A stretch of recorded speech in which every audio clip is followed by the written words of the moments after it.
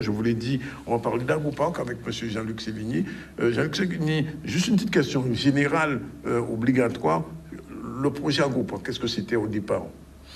Et le projet Agroparc, je m'en suis expliqué à plusieurs reprises ici sur le plateau, c'est le premier parc d'activité que nous souhaitons mettre en place au niveau effectivement du territoire de Cap Excellence, mais plus largement pour la Guadeloupe entière. Parc d'activité avec pour objectif bien évidemment l'agro-transformation des produits agricoles. Donc nous souhaitons faire de cet Agroparc Caraïbes Excellence un lieu justement d'excellence, de mise en valeur de la richesse et du savoir-faire du terroir guadeloupéen de nos produits. Il s'agit pour nous, bien évidemment, de doter le territoire d'un instrument performant et innovant, respectueux et également de l'environnement, pour permettre aux agriculteurs et aux agro-transformateurs également de valoriser leur production, valoriser la production de la Guadeloupe. Nous avons eu récemment et dans les actualités à entendre énormément de candidats, par exemple lors des présidentielles, mais parler de l'autonomie alimentaire pour nos territoires. À Cap Excellence, nous souhaitons passer du discours à l'acte. Nous souhaitons véritablement de voir émerger cet instrument dont nous avons besoin. Et je crois que cette édification, en tout cas, permettra à la Guadeloupe d'y voir un petit peu plus clair et d'être moins dépendant, en tout cas, de l'extérieur. C'est ça notre volonté. Je crois que le président Jalton, depuis tantôt, a souhaité accompagner les filières agricoles et d'agro-transformation. Et cet instrument arrive à point nommé et c'est en réalité notre contribution pour que nous puissions permettre d'exporter aussi ces produits vers la Caraïbe, pourquoi pas, et aussi entraîner une certaine autosuffisance alimentaire, même si on sait que ce sera difficile de prime abord, mais en tout cas, il faut mettre le pied à l'étrier, et c'est en tout cas ce qui nous anime à Cap Excellence, depuis la direction générale, le président, jusqu'aux membres de ce conseil communautaire. Alors, juste une question quand même. Depuis quelques mois, enfin 2 ans, 3 ans déjà, l'Agroparc est en gestation. Comment réagissent les agro-transformateurs quand on fait les ticosés pour les rencontrer? Alors justement, nous avons eu des ticosés que nous avions organisés au mois de novembre 2021 et nous avions eu l'occasion à ces moments, avec ces moments de rencontre, d'échange, de partage, d'informations, de solutions également pour certains.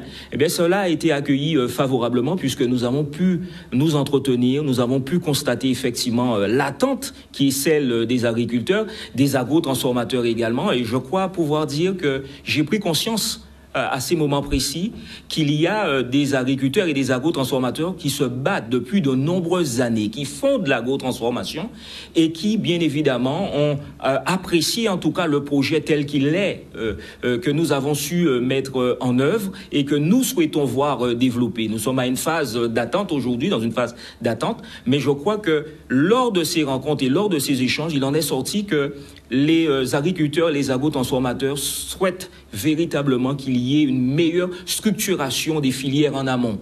Et nous avons pu aussi nous nourrir, en tout cas, de ces réflexions pour mûrir ce projet, pour continuer à travailler dessus et permettre qu'il y ait cet instrument qui puisse, en tout cas, valoriser la production de ce pays. Et pas seulement de la Guadeloupe proprement dite, mais aussi de Marie-Galante, des Saintes et de la Désirade, si tant est effectivement qu'ils puissent contribuer, et il n'y a pas de raison qu'ils ne le puissent pas. Alors ça veut dire que quand je vous écoute, ça signifie que le projet Agroparc dépasse le cadre de Cap Excellence, puisque on va rejoindre tout à l'heure monsieur Christophe Davy à Marie-Galante. C'est-à-dire qu'il y a un lionnage qui va être fait avec les îles de la Guadeloupe, de toutes Absolument. les îles. Oui. Mais ce projet pensé par Cap Excellence, porté par Cap Excellence, n'a pas vocation à servir uniquement le territoire de Cap Excellence.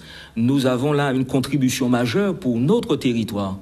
Et c'est ça la réflexion qui était la nôtre dès le début. Et effectivement, puisque l'objectif pour nous, nous organisons le mercredi 5 octobre 2022 sur la place de Grandbourg à Marie-Galante, on t'y causait à Marie-Galante à la rencontre des agriculteurs et des agro-transformateurs de Marie-Galante. Donc nous allons évoquer bien évidemment l'agro-transformation de l'idée jusqu'à la commercialisation, suivie de la découverte des saveurs de la Grande Galette, puisqu'il y aura une dégustation des produits agro-transformés de Marie-Galante. Donc oui, la vocation de l'Agroparc Caraïbes Excellence n'est pas uniquement pour le territoire de Cap Excellence, mais c'est c'est la Guadeloupe. Et quand on dit la Guadeloupe, c'est aussi Marie-Galante, c'est aussi les Saintes-la-Désirade. À partir du moment où les agriculteurs, les agrotransformateurs de ces territoires souhaitent effectivement être associés avec une contribution majeure, avec une participation, puisque la production agricole peut trouver tout son sens dans ce projet, dans ce parc d'activités, et c'est ce que nous souhaitons en tout cas. Alors, on va partir tout de suite à Marie-Galante, essayer de retrouver M. David Christophe. Je pense qu'il est déjà en ligne. On me fait signe. Bonjour. Oui, bonjour. Bonjour. Alors, vous avez entendu ce qu'a dit tout à l'heure Jean-Luc Sévigny. Ça signifie qu'aujourd'hui, Marie-Galante, j'ai envie de dire, prend le bateau en marche. On prend le bateau en marche, oui. Oui, c'est bien résumé. C'est quelque chose qui est, c'est un très beau projet sur le papier, parce que ça donnera de la force à Marie-Galante, les Saintes et toutes les îles d'à côté, et bien sûr la Guadeloupe, pour avoir une visibilité, une vitrine internationale, ou bien aussi sur le continent, pour qu'on puisse développer notre agrotransformation correctement et faire une petite entreprise, une moyenne entreprise ou une grande entreprise pour certains, et développer petit à petit l'autosuffisance, excusez-moi, à notre échelle de la Guadeloupe, quoi. Oui, alors dites-nous quand même 2 petits mots sur Tikaz Carapat. Tikaz Carapat, en fait, c'est une société que j'ai fondée. On est spécialisé dans la retransformation d'huile de carapace. C'est un savoir-faire que je tiens de ma grand-mère, de cousine et de personnes qui faisaient ça autrefois et qui aujourd'hui me transmet ce savoir. Et je suis toujours apprenti jusqu'à aujourd'hui. J'apprends toujours les techniques vraiment de ce savoir-faire.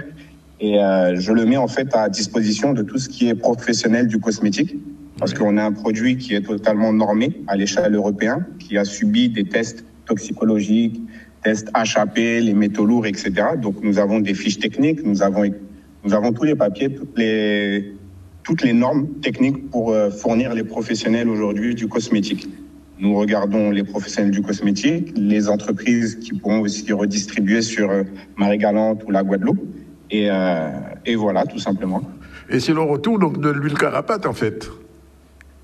L'huile de Carapat n'est jamais en fait partie. Parce que quand on dit retour, je veux dire à une échelle plus importante. Oui, voilà, c'est ça. On essaye de propager en tout cas le savoir-faire marie-galantais, parce que l'huile de Carapat, c'est vrai qu'au jour d'aujourd'hui, c'est une spécialité marie-galantaise reconnue, guadeloupéenne aussi, mais particulièrement marie-galantaise. Et c'est vrai que je voudrais faire découvrir cette huile de Carapat qu'on connaît si bien sur notre île à l'échelle internationale, pourquoi pas? Oui. C'est le but en tout cas de Tikaz Carapat. Tout à fait. Alors, le 5, il va avoir donc un petit causé à Marie-Galante avec les agrotransformateurs marie-galantais. J'imagine que vous servez un petit peu de lien avec Cap Excellence, avec M. Sévigny. Comment les agrotransformateurs de Marie-Galante, quelle est leur situation aujourd'hui? Je sais, il y a bien des choses qui se font déjà à Marie-Galante, mais qui ne sont pas suffisamment diffusées en Guadeloupe. Des fois, bateau là va arriver, comme on dit. Oui, c'est vrai que, on connaît une double insularité sur Marie-Galante, qui fait qu'on n'a pas forcément la visibilité que le savoir-faire, en tout cas des agrotransformeurs sur l'île de Marie-Galante, devrait avoir. Oui. Donc cette vitrine qui est l'agroparc pourra être bénéfique pour tous les agrotransformateurs. Aujourd'hui, on connaît les difficultés climatiques, parce que moi, mon entreprise a subi quand même la sécheresse l'année dernière. Il y a beaucoup d'agrotransformateurs aussi qui a subi aussi cette sécheresse. Donc, on se développe quand même. On voudrait, avoir des aides, par exemple, sur la biodiversité, sur des techniques nouvelles, des technologies qui pourraient nous apporter en fait une façon de cultiver qui est bien sûr en accord avec la biodiversité, sans pesticides, etc., comme moi je peux produire, comme le paillage, comme beaucoup de choses. Et c'est vrai que sur l'île de Marie-Galante, ça c'est une chose, et l'autre chose c'est le côté administratif, qui fait qu'aujourd'hui pour monter une entreprise, il faut énormément de documents. C'est l'administration française ici aussi. Et c'est vrai que ça peut être compliqué pour monter des dossiers, que ce soit des dossiers pour monter les entreprises, pour monter les dossiers de subvention aussi. Et l'agroparc, ça pourrait être quelque chose qui pourrait réunir en fait cette intelligence collective pour aider tout le monde à pouvoir se développer ensemble et pourquoi pas, comment ça s'appelle, aussi travailler ensemble, mutualiser nos forces, mutualiser le matériel, les services, etc., quoi. Justement, alors, M. Sévigny va vous répondre là-dessus. Justement, mais nous avons l'illustration là de ce que nous essayons effectivement de valoriser, un jeune chef d'entreprise qui là est agro-transformateur et qui souhaite voir développer son projet. Et justement, la rencontre de mercredi, c'est si vous avez un projet comme lui, si vous êtes entrepreneur dans le secteur de l'agro-transformation et si vous avez des questions mais liées au dispositif d'accompagnement, il vient de l'évoquer, d'appui pour développer votre projet et votre activité, eh bien, la rencontre du 5 octobre permettra d'échanger, de s'informer autour du projet Agropark Caraïbes Excellence afin de permettre aux chefs d'entreprise de trouver les réponses qui pourront leur permettre de développer encore plus leur activité. Et nous faisons cette rencontre avec un certain nombre de partenaires, la Chambre d'agriculture, le syndicat des jeunes agriculteurs également, l'Institut Pasteur, l'ADI, la Clé. Tout cela avec des questions, des éléments précis, notamment avec l'ADI, comment financer et structurer votre projet ou votre entreprise. Pour la Clé, des questions liées aux enjeux de la formation. Pour l'Institut Pasteur, c'est les procédures d'hygiène et de sécurité alimentaire et s'approvisionner en fruits et légumes locaux avec le syndicat des jeunes agriculteurs. Donc ce sont des réponses concrètes que nous souhaitons apporter et aussi permettre à partir de 11h35 un bic à parole où là, il peut y avoir des conseils personnalisés pour les chefs d'entreprise, pour les porteurs de projets, pour développer leur activité en matière d'agro-transformation. Voilà un petit peu l'idée qui est la nôtre, et bien évidemment, puisque je le dis régulièrement, c'est un projet Agropark Caraïbes Excellence qui fait l'objet d'un large consensus, puisque nous avons un cofinancement avec l'Union européenne, l'État, la région, le département, et donc je pense que tous ces acteurs, toutes ces institutions ont bien compris la nécessité pour ce pays de se doter de cet instrument. Alors, M. Christophe, tout à l'heure, M. Sévigny disait que Marie-Galante a été pendant longtemps le grenier de la Guadeloupe. Est-ce qu'on peut dire que ce grenier, un jour, il reviendra ou est-ce qu'il y a une prise de conscience à ce niveau-là, à Marie-Galante? De mon entourage, la prise de conscience commence à se prendre. Ce qui veut dire qu'aujourd'hui, on est spécialisé sur Marie-Galante, sur la canne à sucre. On est très fort dessus. On a des terres qui sont faites pour cultiver la canne à sucre. Et de plus en plus, j'entends des personnes me dire que voilà, si on a 10 hectares de canne, on va peut-être mettre 5-6 hectares de canne et développer en fait de l'agro-transformation sur le reste de la parcelle. Oui. Pour développer aussi notre savoir-faire et compléter peut-être les revenus issus de la canne à sucre. Est-ce que, du point de vue général aujourd'hui, cette réunion qui se fait le 5 et qui sera importante, pourra vraiment déboucher sur, j'ai envie de dire, une prise en main des Marie-Galantais dans le projet Agropark, parce que visiblement, ce projet Agropark, M. Sévigny l'a dit, n'est pas un projet uniquement de territoire Cap Excellence, mais va au-delà, et l'ouverture qui est faite aujourd'hui vers Marie-Galante, dont vous êtes un intermédiaire, c'est un premier point, mais la sensibilisation est importante aussi pour les agro-transformateurs Marie-Galantais et leur donner l'impulsion. Ce qu'il faut en premier, c'est éveiller les consciences. Oui. Se dire qu'on est capable de faire quelque chose avec la terre qu'on a au jour d'aujourd'hui. Parce qu'il y a énormément de terres aujourd'hui sur Marie-Galante qui est libre et qui ne sont pas exploitées. Et qui ne sont pas chlordéconnées non plus. Qui ne sont pas chlordéconnées non plus. C'est ça qui est beau aussi. C'est ça qui est beau et qui est, qui est typique de Marie-Galante, c'est qu'on a une terre qui est saine et qui peut être cultivée avec des produits sains, qui peut être récoltée par la suite.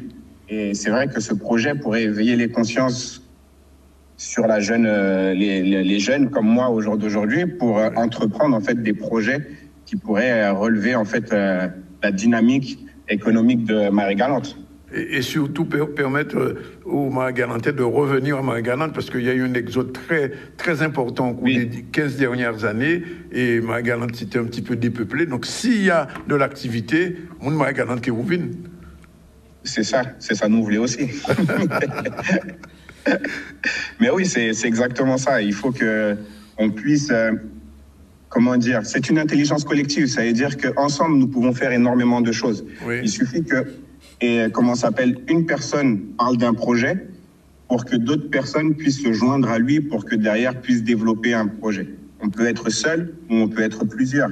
Et c'est vrai que d'autres ont cette force de travailler avec la main la terre, d'autres ont le savoir, tout ce qui est administratif, administration, d'autres ont la partie commerciale. Et si on allie nos forces en fait entre nous, on pourrait faire quelque chose de grand. C'est logique.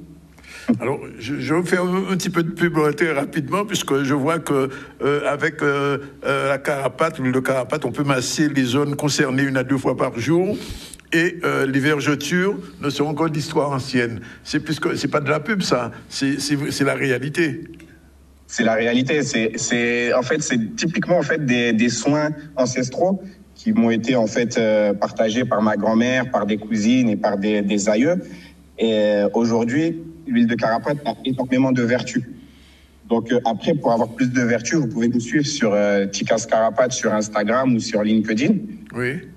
Vous verrez plus dans les détails toutes les vertus, les bienfaits de notre huile. Mais oui, c'est vrai, pour les vergetures, pour les femmes, c'est vrai que, voilà, moi je ne parle pas en tant que femme parce que je ne suis pas une femme. Mais on s'en doute, voilà, oui.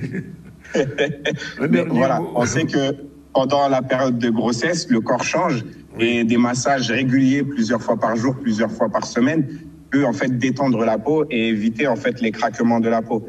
Pareil pour les cuticules, pareil pour aussi les soins médicinaux, parce que c'est une huile qui est antiseptique, anti-inflammatoire, antifongique et qui permet en fait de réduire en fait les douleurs articulaires, de réduire l'arthrite, l'arthrose, de réduire aussi les démangeaisons liées au psoriasisme. On va pas guérir le psoriasisme, mais on va réduire en tout cas les effets néfastes du psoriasisme. Donc l'huile de carapate a énormément de vertus et c'est aussi ça que j'ai envie de mettre aussi en avant. On a une huile, on a une terre pour faire la carapate et c'est vrai que c'est un produit sain, c'est quelque chose qui existait déjà en Afrique, au temps des Égyptiens, au temps de l'Afrique, l'ancienne Afrique. Oui, c'est vrai. Et aujourd'hui, on l'a déporté. Une dernière chose, on trouve déjà ce produit en Guadeloupe continentale? Alors, on trouve aujourd'hui mon produit sur Marie-Galante. On est en pharmacie, parce que comme on est normé, on peut être présent en pharmacie.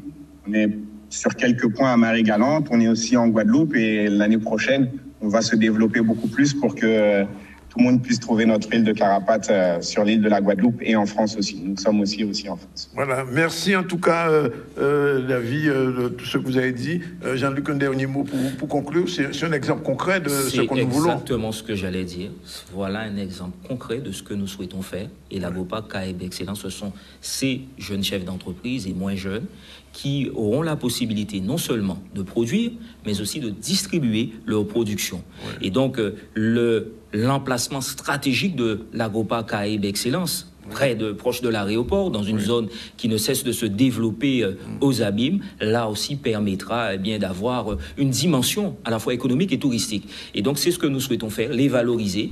Il a très bien expliqué ce qu'il fait. Je suis sûr qu'il y a des téléspectateurs qui ont découvert des vertus. Aujourd'hui, peut-être qu'ils ne soupçonnaient pas de l'huile carapate. Eh bien, nous souhaitons véritablement que cela se fasse désormais à plus grande échelle. Et ce sera cela ce que nous allons laisser comme empreinte pour les nouvelles générations en réalité. Bon, rendez-vous donc mercredi 5 sur la place de Grandbourg, la place de la mairie à Grandbourg, de 9h à 13h. Et ce sera cette rencontre des agriculteurs, des agrotransformateurs de Marie-Galante à l'initiative de Cap Excellence. Venez nombreux, le tout public aussi.